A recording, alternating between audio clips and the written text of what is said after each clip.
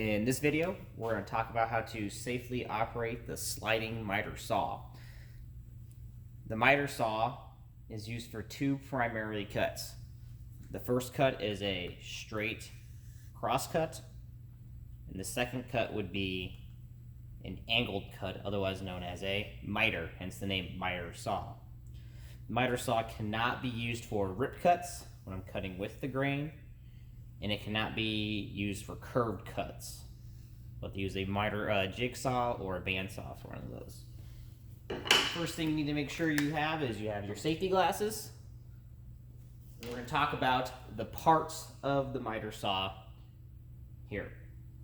First, we have the guard. Always make sure that guard is working prior to the beginning of the class. Over 150 students use this machine every single day. We need to make sure that guard is in working order. The on and off trigger is up here. We have our miter angle lock. Most of the time this is going to be at the 0 or 90 degree, but we can lift it up and move it and lock it into a preset angle right here, maybe a 45. Always make sure you lock it down. If it doesn't lock down, sometimes that saw, it moves a little bit and your cut is going to be inaccurate. Right now we're going to put it right here at 0 and lock it down. A couple other things we need to know is we have our table, we have our fence, the motors in the back right here as well. First thing we're going to do is talk about some safety features on what to do and what not to do. If I want to cross cut this board right here, you always want the board flat on the table and against that fence. You never want to cut a board while it's just out here. Okay, what's going to happen is that board's going to get jammed up between the fence and the situation is going to be unsafe and you could get hurt. A couple things you want to make sure is the saw is meant for right-handed people. Left-handed people. Always hold the trigger right here with your right arm. Never cross your arms like so. This is how people cut their elbows off. All right? Also, what we want to make sure is when we're doing a miter, say I want to make a 45-degree miter right here, you never cut towards your thumb like this. That's how people lose their thumbs every single day. If you need to do a 45-degree miter, we're going to lock it the other way. Look how much room I have right here. Lots more room. It's a lot safer for me. Lock that back at 0. Lock that back down.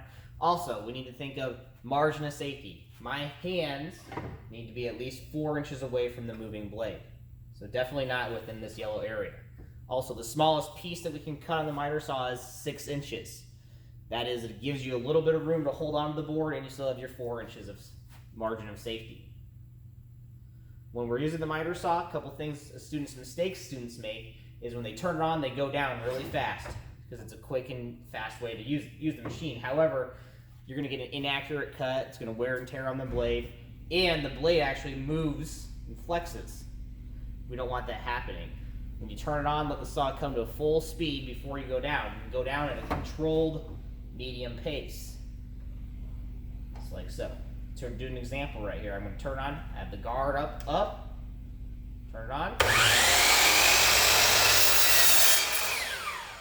When you're done, let it stop, lift it up, take your scrap, throw the scrap away, like so. Never rip a board like so. We don't want to do that. We're going to use a bandsaw or a table saw for that. While I'm cutting a miter, I'm going to release it, lock it at whatever miter position I need, be it 45, 22 and a half, that's half of 45, 15. There we go, turn it on.